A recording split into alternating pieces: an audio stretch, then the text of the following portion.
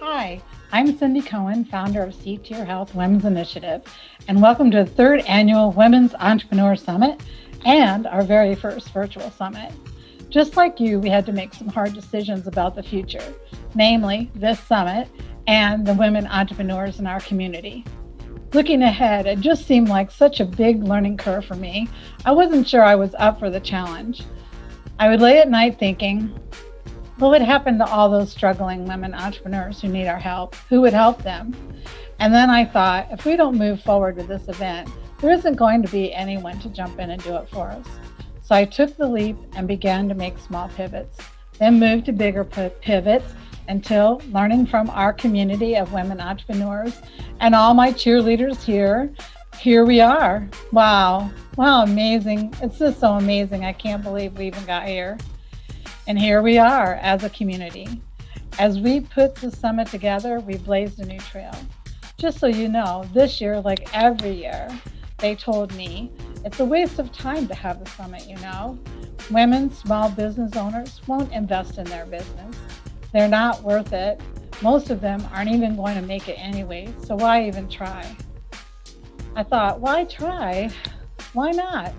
Women entrepreneurs are critical to the economic growth of our community. Micro businesses right here where you live account for 70% of all businesses, and we count for 40% of the global wealth before the pandemic.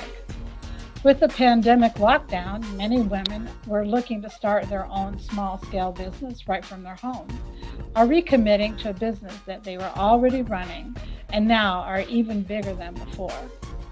These newbie entrepreneurs are converting their hobbies into full-time successful businesses, proving that with talent, passion, dedication, and hard work, with a pinch of courage are all perfect recipe to achieve anything in life.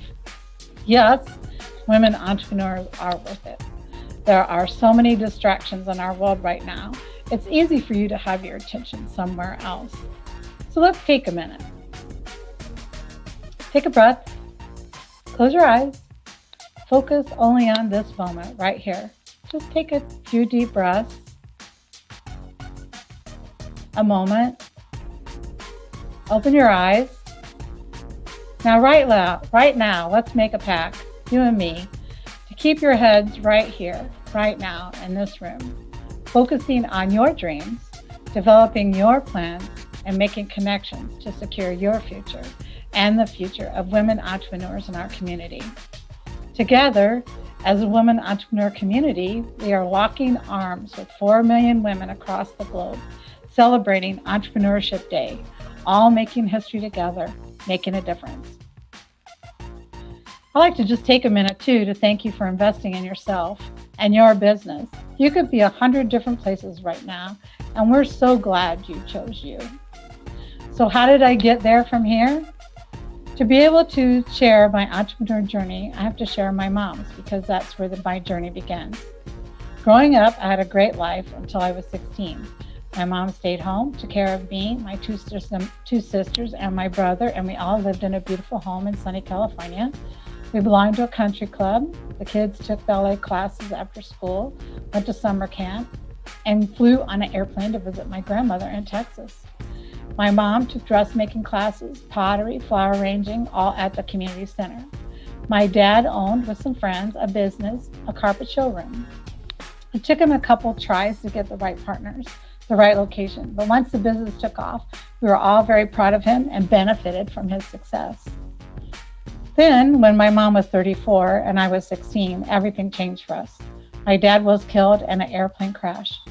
My life changed forever in an instant. We not only lost our dad, we lost our house and every stick of furniture in it to paying for the bills for my dad's business. The anguish, humiliation for everyone knowing what happened to us.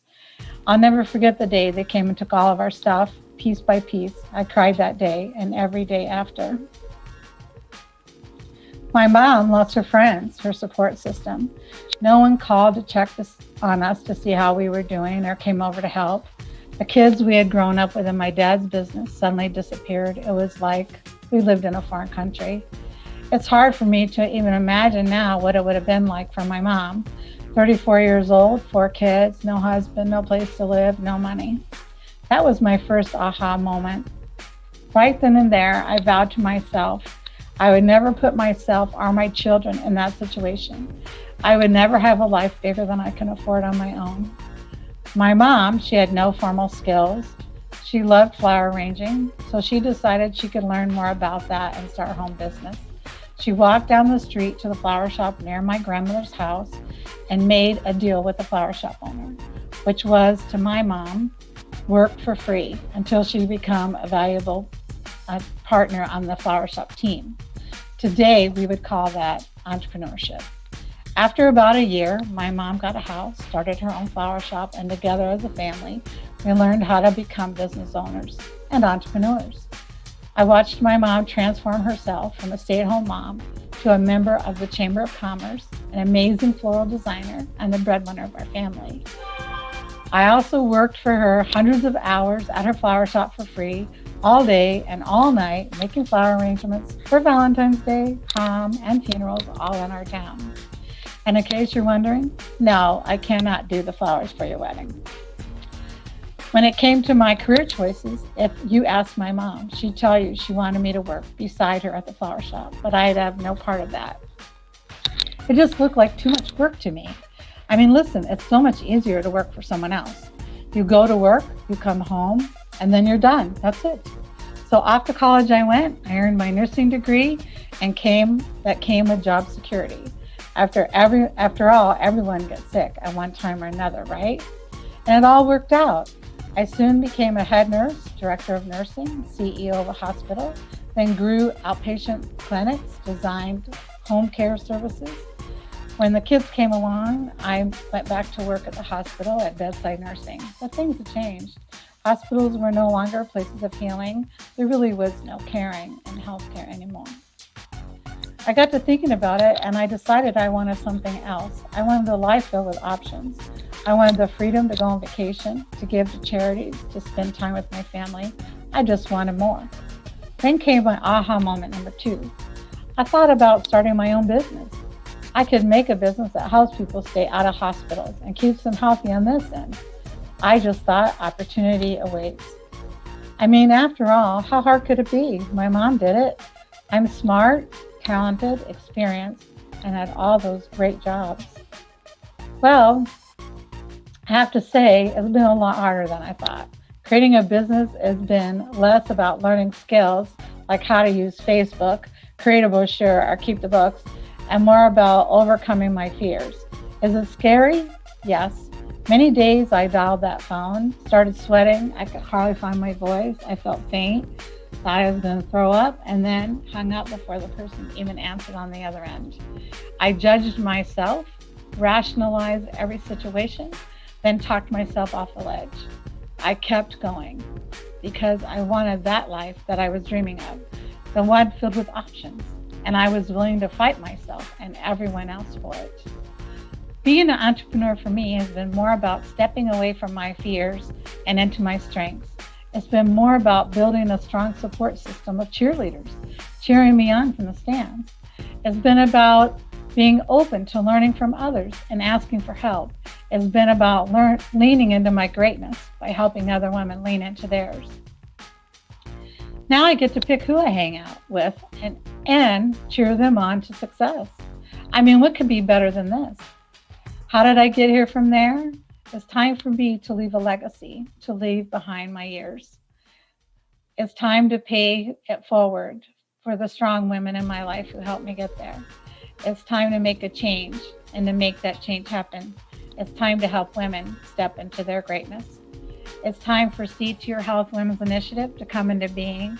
And it's time for me on this road to discovery. And here's what I found. In 2012 census reported that U.S. women business owners accounted for 39% of the United States business. In Indiana, 37% business were women owned, and at 2% in St. Joe County. Entrepreneur.com reports of all women-owned business, 70% fail. So if 70% of the business fail, of the 2% in St. Joe County, that doesn't leave very many left. The reasons women-owned businesses fail are many. However, the 4 main reasons are cited over in research. So let's see, why don't you raise your hand at home right now if any of these are you? I'll raise my hand, role models. So the reason I felt my business maybe wasn't growing is because I didn't have role models. What about mentors? Are you having trouble locating mentors? The lack of mentors is on the list of one of the 4 main reasons cited over and over in research. Resources, lack of resources, or not being able to find them. If you don't know where to find the resources in your city, then that can't help you if you don't know where they are, and in your state and in your country. What about self-confidence? Confidence is huge. Fears stop so many of us moving forward. That's what this conference is all about. It's about attacking these 4 reasons that keep us from growing our business. You are a part of a groundbreaking movement. You are an important part of a big happening in our region because you are doing something really awesome starting today. You are right here. If you don't live in our region, you are just as important. You are starting something big where you live too. And without you, there is no start. We hope you enjoy the conference today and you learn valuable resources and meet mentors and connections that will help you grow your business. You have a wonderful day.